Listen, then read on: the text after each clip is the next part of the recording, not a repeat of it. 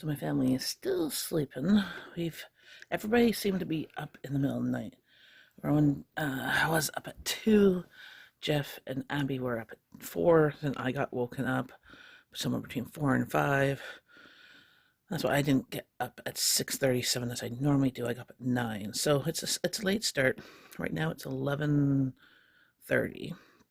Had my banana. That filled me up. Topped the waking up hunger. Right now, I really wanted. I looked in my kitchen. I just put bacon in the oven because Jeff, when he was up at 5, he was mentioning about having big breakfast. I'm like, okay, I can do that. I got bacon. I got hash browns.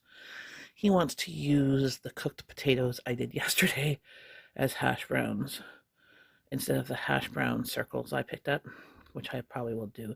And I'll just cook up more potatoes for that butter chicken dish. But I opened up a can of lychees, and I am just having that right now because I wanted something sweet and this is sweet and healthy. It's free. In the Halloween, I remember, like, for Halloween when my kids were in scouting, I used to take these lychees and stuff them with maraschino cherries. See, there's like a little hole. And they look like red bloodshot eyeballs. But they are super sweet. They look kind of scary, but they taste like canned pears and kind of that texture. But because they're in a light syrup,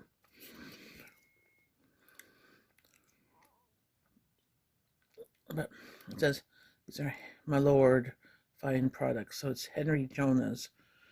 Over 100 years ago, Henry Jonah's opened a small shop in Old Montreal. Today, the Henry Jonah's seal still continues to guarantee value and quality. So since 1870, the Henry Jonah's seal right there on the can. But I'm gonna have these. I might not eat the whole can, but I just need something sweet. My get this brain fog. And I took some a cough drop and some not allergy, Advil sinus. Because my throat, my tongue hurts, like where it attaches to my throat, or where it feels like on the left hand side, like it feels like it's being pulled. It was just not a great feeling, but I'm hoping I'm not coming down with a cold because I don't have time for that, to be sick. No time for that. There's too much that needs to get done. And Ro made herself some English eggy muffins with sausage rounds and eggs and provolone cheese. So I just took the bacon. Still, some of this bacon is not fully cooked. It's not all crispy. It was frozen. So I separated it, but it's not fully crispy yet. And the potatoes I cooked yesterday, boiled them. I put them in the fridge in a Ziploc bag. I'm just letting them marry with all that bacon, wonderful bacon grease. I'm gonna put the bacon pieces on top and just let the bacon season my potatoes. And when they are crispy, I put maybe some salt, pepper on it, but might be salty enough from the bacon.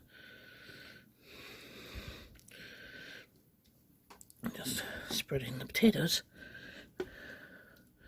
around until they cook. And those are the pieces that are crispy. There's some I took out that were a little bit floppy because Abby likes some floppy. But those ones that are in there are still too floppy. We like to get in the thick bacon from President's Choice. It's quite yummy. And it's less salty. And it tastes more like bacon we used to get. I find some of the ones like Maple Leaf and Schneider's or the Sheffield's ones are very, very salty these days. And they're cut very thin so they get crispy really quickly and easily burn. I don't know about you, but I always like to try a piece of bacon while it's cooking.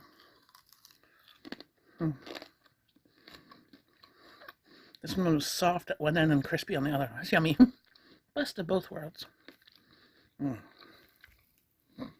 that's how the potatoes work. Out nice and yummy. I'm gonna have that with the bacon, and I'm gonna do it with a couple of eggs for my husband with toast. And I'm gonna make my bacon into a bacon sandwich with hash browns. And Abby's gonna have hash browns and bacon. She likes the floppier pieces. And that's what we're having. It is now 1:15. Hey everybody, just doing an update of for supper. On the menu plan for today was Indian butter chicken / turkey. I was going to use leftover turkey for it with naan and rice. Hubby this afternoon really didn't want Indian flavors today. He was really in the mood for soup since it is snowing outside, and it's not quite heavy snowing yet, but they had told us that it was going to be, 10-15 centimeters. Having soup is probably a good option because then we can have it for tomorrow too. So I just deboned some more turkey.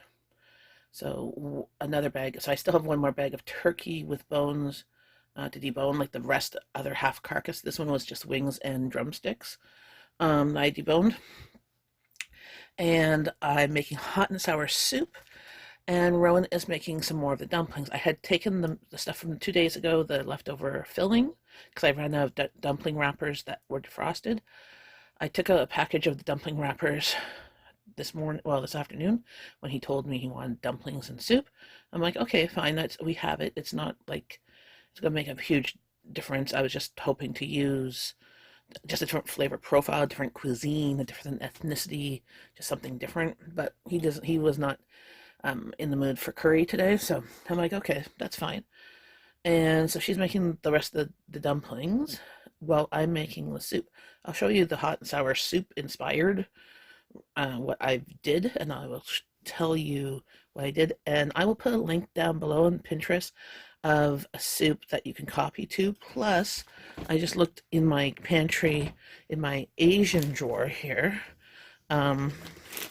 and I did have from the Asian market a seasoning packet, so you could cheat and do that, where it says to use this, a bit of oil, some chicken breasts cut up in strips, chicken broth, mixed vegetables, cornstarch, water, egg, and spring onions. But it only makes 4 servings, so I have this as my emergency hot and sour soup mix. But I'll show you what I have, okay? So I took some of the turkey broth that I made yesterday and used that as the base. So it's going to be a little bit more brothy. I still have here a few cups, so I'm not going to can that. I'm just going to freeze the rest of the broth. But I use this as a base. I put some chicken bouillon powder in there because it needs seasonings. I chopped turkey, I chopped tofu, I put a bit of soy sauce and the black Chinese vinegar, as well as some red wine vinegar for the sour part. The thing that makes it hot sour soup is these dehydrated mushrooms, called here dried vegetable strips, mushroom strips. I like getting them already pre-cut, because when they're bigger, I have to soak them and then cut them afterwards. But this bag makes, like, I took a handful and it just rehydrates. It's like $2 or $3 at the Asian market, and it makes about 4 or 5 soups. As you can see, there's the black strips there. That's the dried mushroom in there. And I'm just letting this cook to marinate, to come to a boil. Because all the things that's in here is already really cooked. So turkey is cooked, tofu is cooked, and the mushrooms are rehydrated. So in there, I also put a bit of this hot and sour, instant hot and sour paste. And I'm going to add some hot sauce. Since I am coming down with a bit of a cold, I'm hoping that this soup will help kick its butt because I find also with hot and sour soup it helps sweat things out, especially I'm going to put more hot sauce in mine, but I'm just going to put a little bit more, some sriracha in here as well. And just see how it tastes as we go. Because I know what the flavor I'm looking for. You want spicy and you want sour from the vinegar and or lime or whatever. I'm just gonna try and taste this.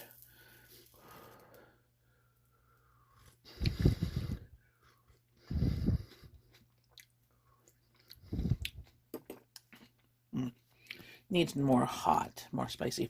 Got enough sour.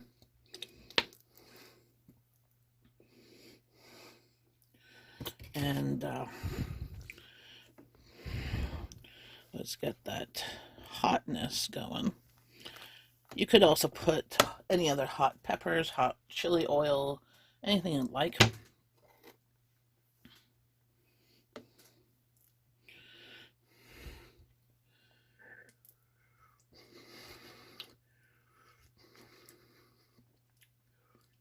Okay, this is a bit better. I will add more to my bowl, but this has a little bit of a kick.